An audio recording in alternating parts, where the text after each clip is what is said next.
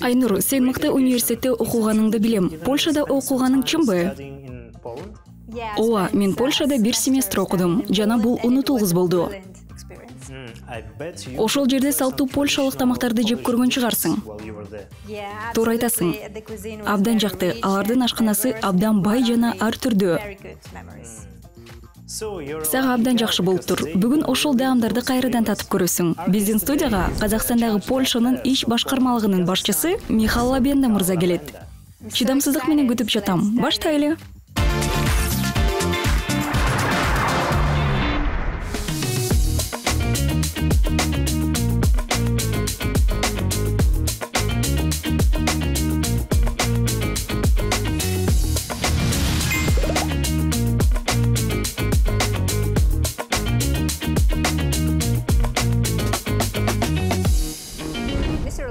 Лабенда мырза, бүгүнкү программага келгениңиз үчүн чоң рахмат. Talking Cook программасына кош келиңиз. Баштардан мурун эмне тамак жасай турганыңызды айтып бериңиз. Польшанын ашканасы славян ашканаларына окшош. Сиздер үчүн бул тааныш нерсе болот. Биз картошкадан куймак жасайбыз. Фьюжн стилинде аларды каймак соусу менен балык кошуп, укроп менен кооздоп беребиз. Бул негизги тамак эмес, жеңил тамак катары сунушталат. Жакшы, түшүнүктүү. Лосось окмуш экен. Анда баштайлыбы? Ооба, албетте, баштайлы. Картошканы мына бул табакка сүргүчтөн өткөрүп сала берсеңиз, макул. Ошентип Даурен тамак жасоонун эң кыйын бөлүгүн аткарып жатканда биз сүйлөшүп турсак болот. Сиз бул пиязды майдалап салсаңыз да болот. Сиздер менен сүйлөшүп, ошол эле учурда Даурен өзү жашылчаларды майдалап жатканы туура эмеспи? Мен дагы бир нерсе жасап же Дауренге жардамдашсам болот. Баары жакшы. Жакшы, бизге поляк ашканасы жөнүндө айтып бериңизчи. Поляк ашканасынын негизги тамактары кандай? Негизинен картошка, чочконун, торпоктун эти көп колдонулат. Жалпысынан бул оор тамактар. Эгер кимдир бирөө Польшага биринчи жолу барса, кандай тамактарды жегенге сунуштайт элеңиз? Поляк ашканасынан алгачкы таасирлер. Мен экинчи картошканы майдалап салайын. Капа болбоңуз, мен бүтүрөм. Жок, мен өзүм кылайын. Макул. Ар кимдин иштөөгө мүмкүнчүлүгү болуш керек. Андыктан эмне сунуштайсыз? Алгач пироги деп аталган тамакты жеп көрүңүздөр. Алар украиндердин варениктерине окшош. Бул бизге тааныш. Мен дал ошол жөнүндө айткым келген. Биздин ашканабызда окшоштуктар бар. Казакстанда дагы ошондой шорпо, эт тамактары, варениктер кеңири таралган. Эми бул идишти кайра берем. Дагы бир картошканы майдалап салсаңыз болот. Жакшы, бул тамакты канчалык көп жасайсыз? Бул абдан популярдуу тамак, анткени аны жасоо оңой жана бат. Балдар Польшада бул тамакты жакшы көрүшөт. Андыктан биз аны көп жасайбыз. Лабенда мырза, сиз быйыл бул кызматка дайындалдыңыз. Бирок Казакстанда буга чейин да болгонуңузду билем.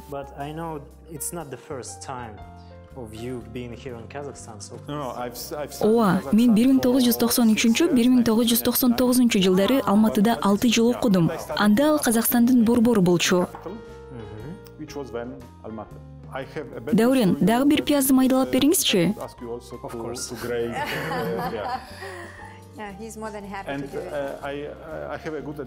Кеңешим, мурун менен эмес, ооз менен дем алыңыз. Жакшы, аракет кылам. Көзгө жаш чыкпаш үчүн мыкты кеңеш экен. Ошентип сиз бул жакта окуп, ошол эле учурда казак тилин үйрөнө баштагансызбы? Сиз казак тилин жакшы билесиз деп уктум. Бул абдан таасирдүү. Бул тууралуу көбүрөөк айтып берсеңиз. Казак тилин үйрөнүү жөнүндөбү? Албетте. Казакстанга келгенимде орус тилин үйрөнүшүм керек болчу. Бирок келгенде Казак улуттук университетинин деканынын орун басары орус тили боюнча курс жок экенин айтты. Of course, I'm welcome, but the problem is, I mean, not the problem, but he told me that there is no Russian courses, exactly. Мен араб тилин да үйрөнчүмүн.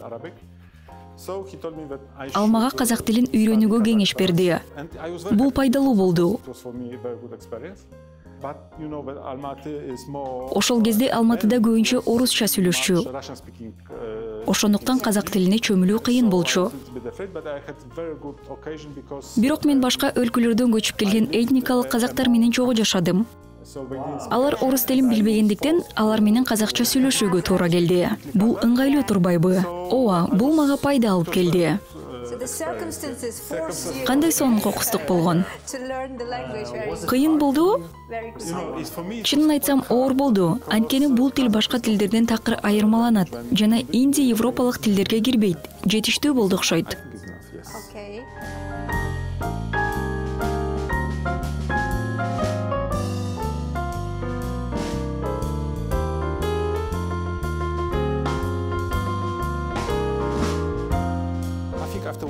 Бир жылдан кийин мен казак тилин азыр көптүр түшүнүп, сүйлөшүп калдым. Бирок толук эркин сүйлөй алган жокмун. Чет өлкөлүктөр үчүн казак тилин бир жылда үйрөнүү өтө эле кыйын. Кээ бир тилдерди бир аз гана үйрөнсө, ошол эле учурда сүйлөй баштоо мүмкүн. Мисалы, италия тилин. Бир ай окуп сүйлөй аласың, анан сөз байлыгыңды бара-бара байтып кетесиң.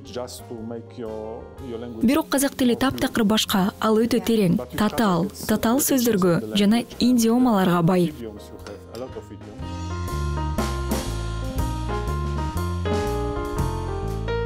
Биз жумуртка, туз, калемпир коштук. Эми буларды аралаштырам. Тилди үйрөнүү боюнча айта кетсем, университеттеги мугалимдер мага чоң жардам беришкен. Алар орусча окуу китептерди колдонушкан, бирок сабактарды казакча өтүшчү. Бул майды колдонобуз. Көп май керек. Азыр ысып жатканын күтүп туралы. Аягында унду кошуп, коймак бышыра берсек болот.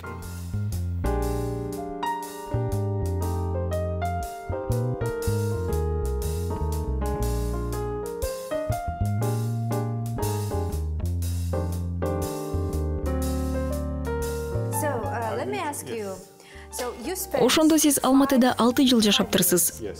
Ошол учурда кайсы бир күнү кайра кайтып келип, бул жакта иштейм деп ойлодуңуз беле? Дипломатиялык кызматта иштейм деп алдын ала билген белеңиз? Чынын айтсам, ал кезде бул жөнүндө такыр ойлоно элек болчумун. Чындаппы? Мындай ой келген эмес. Себеби ошол коммунисттик режим убагында мага дипломат болуу мүмкүн эмес эле. Байланыш керек болчу. Бул кызматка элита гана жете алчу. Бирок мен жолум ачылып, дипломат болуп калдым. Университетти аяктагандан кийин жумуш издөөгө туура келди. Бул өтө кыйын болду. Анткени менин кесибим араб жана казак тилдеринин котормочусу эле. Башкача айтканда, арабчадан казакчага же тескерисинче котором. Польшада мындай өзгөчө адистик менен иш табуу оңой эмес болчу. Ошол мезгилде бул өтө сейрек болгонда. Ачык айтканда, абдан өзгөчө адистик. Ооба, университети бүткөндөн кийин Польша тышкы иштер министрлигине ишке кабыл алуу тууралуу маалыматты кокусунан угуп калдым. Ал жака өтүү абдан кыйын болду. Бир орунга 14 адам атаандашты. Бирок мага мүмкүнчүлүк берилип, жумушка кирдим. Алгач Польшанын тышкы иштер министрлигине киргенде Казакстан тууралуу дароо ойлодум. Башка көптөгөн варианттар бар болчу. Буга чейин сиздин бул жерде окуганыңыз азыр бул жака жиберилишиңизге таасир эттиби? Албетте, Египеттеги Польша элчилигинде иштеп жүргөндө биздин министр мага кайрылып, Казакстан биздин аймактагы эң маанилүү өлкө экенин айтты. Ал эми бүткүл Борбор Азияны эске алганда да маанилүү. Ошондуктан менин дипломатиялык тажрыйбамды, тилди билгенимди жана билимимди эске алып, бул жакта иштөөнү сунуштады.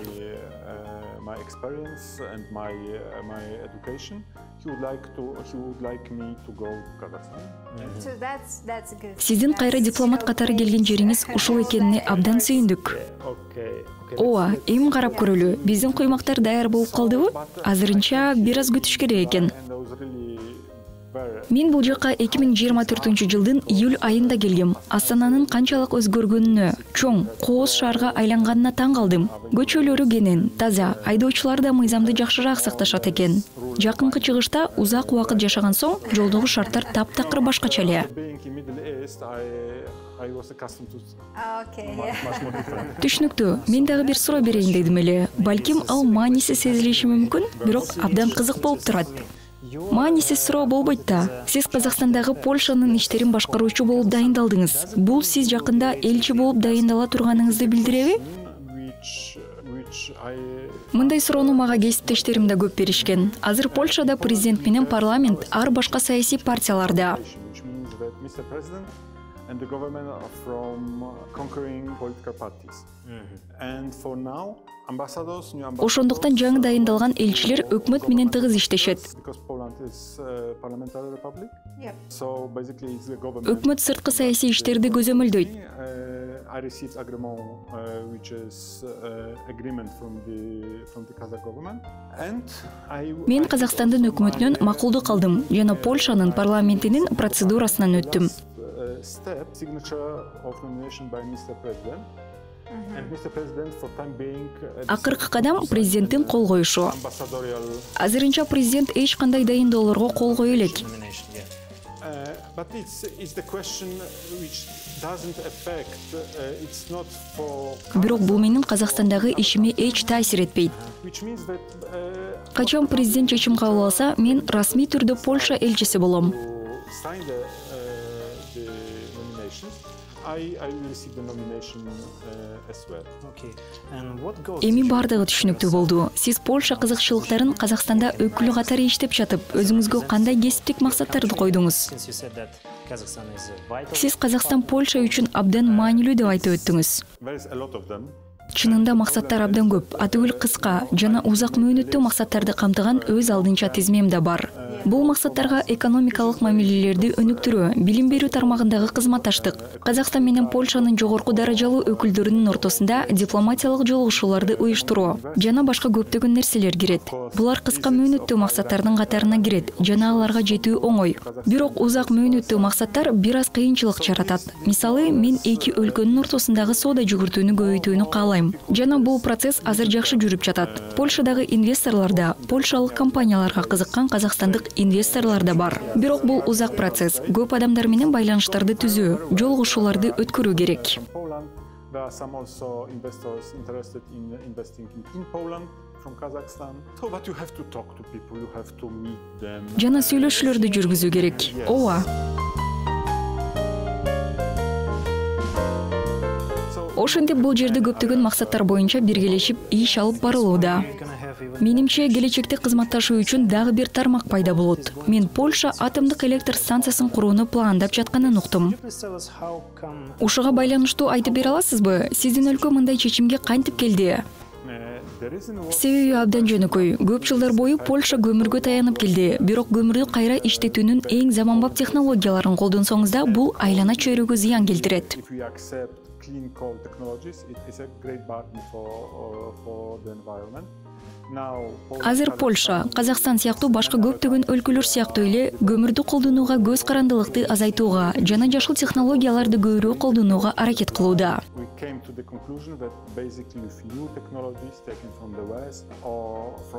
Биз атомдук электр станциясын колдонуу планетага зыян келтирбестен энергия алуунун коопсуз жолу болот деп жыйынтык чыгардык. Менимче бул тармакта Казакстандын тажрыйбасы өтө пайдалуу болот. Албетте. Лососту кичинекей бөлүктөргө туура бере аласызбы? Ооба, албетте.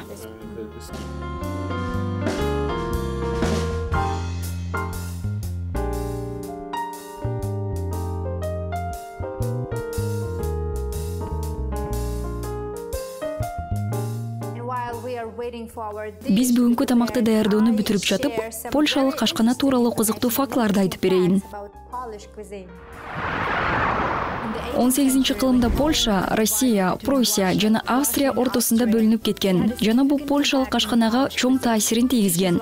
Маселен, штрудель жана кнедликтер австриялык таасирдин аркасында популярдуулукка ээ болгон.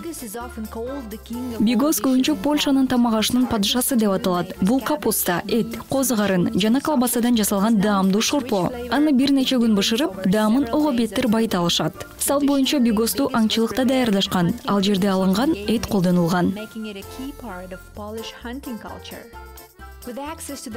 Польшанын Балтика деңизине чыгуу мүмкүнчүлүгүнүн аркасында селедкадан тамак жасоо салты абдан бай. Жаңы жыл алдында селедка менен жасалган тамак, мисалы пияз жана алма кошулган селедка салаты популярдуу. Ал бакыт жана ийгилик алып келет деп ишенишет. Рим папасы Иоанн Павел II кичинекей кезинде эң жакшы көргөн десерт кремовка тууралуу сөз кылгандан кийин бул десерт Польша ашканасынын символуна айланган. And Poland's national identity during times of change.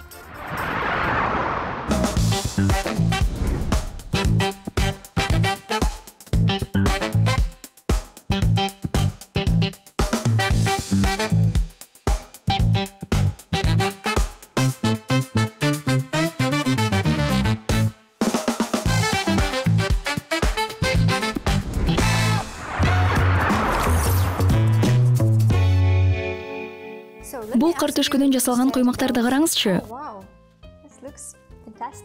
Кандай сонун болду? Ушул көлөм жетеби? О, албетте жетет. Бул сынганы меники болсун. О, эсибизде. Сиздин казак тилин жакшы билгениңиз жашооңузга кандай таасир берет? Does it change, the way you live here, your daily experiences here in Kazakhstan? Is it like any impact of? Албетте чоң таасирин тийгизет.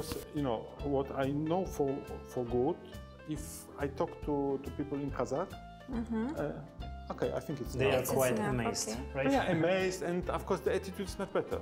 Yes. So, and it's natural. It's natural. Yeah, it's natural. And I think it's helpful, very helpful. Yes. Were there any funny stories when someone talked behind you? Кызыктуу окуялар болду эле? Сиздин казак тилин билгениңизди адамдар байкаган учурлар болобу? Мындай бир окуя болгон. Бир жолу дүкөнгө бардым. Ал жакта бир кызматкер телефон менен сүйлөшүп, сэндвич жеп отуруптур. Ал сүйлөшкөн адамы балким сүйлөшкөн кызы болсо керек. Мен ал учурда жалгыз кардар элем. Ошондуктан бул жагдай ага жакпай жаткандай көрүндү. Ал кызга казакча: "Көк көздүү бир кардар келиптир. Аны тейлөө керек" деп айтты.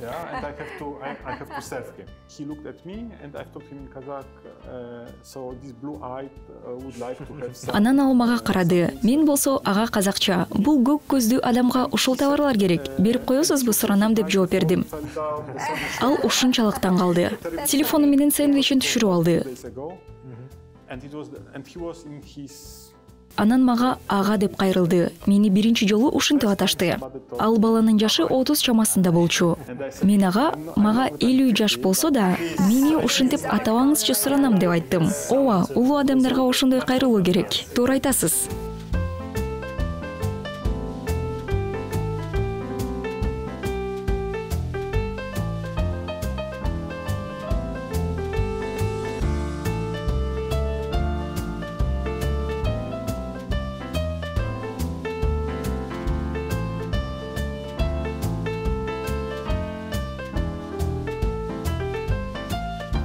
Даяр болуп калды. Мына тамак ушундай көрүнөт. Өтө кооз жана табитти ачат.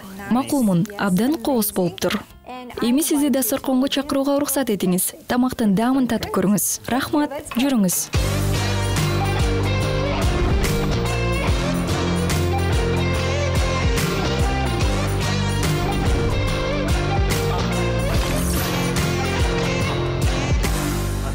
Ушул сиздерге жагат деп үмүттөнөм. Керек болсо кол менен деле жесеңиздер болот. Макул, рахмат. Мен таң калдым, канчалык даамдуу болуп калганына. Канчалык даамдуу болгон экен. Ооба, анткени мен өтө сейрек тамак жасайм. Мага жакты, баары абдан даамдуу. Балык, куймак, каймак баары мыкты айкалышыптыр. Тамак жасоодо жардам бергениңиздерге чоң рахмат. А сиз, Даурен, сүргүч менен иштөөдө мыкты экениңизди көрсөттүңүз. Толугу менен макулмун. Рахмат. Бизде дагы сиз үчүн десерт бар. Бул казактын улуттук таттоосу, эжегей. Койдун сүтүнөн жасалат. Абдан даамдуу жана өзгөчө десерт. Суранам, даам татып көрүңүз. Чай менен даам татууга ылайыктуу.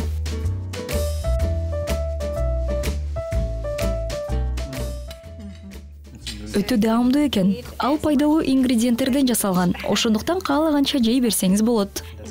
Ооба, ден соолукка пайдалуу.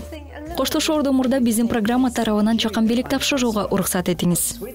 Бул сиз үчүн Казактын улуттук таттуулары. Чоң рахмат. Досторуңуз, кесиптештериңиз менен бөлүшсөңүз болот. Кандай кооздон какталган? Бул шоколад менен капталган жент. Өтө сонун көрүнөт экен. Чоң рахмат сиздерге. Сураныч, сиздердин укмуштуудай программаңызга чакырганыңыздар үчүн дагы рахмат. Өзүмдүн милдетимди жакшы аткардым деп ойлойм. Албетте, рахмат сизге. Бүгүнкү чыгарылыш ушуну менен аяктайт. Talk and Cook программасынын башка чыгарылыштарын биздин расмий социалдык баракчалардан көрсөңүздөр болот. Жаңылыктарды байкап туруңуздар. Амандашканча.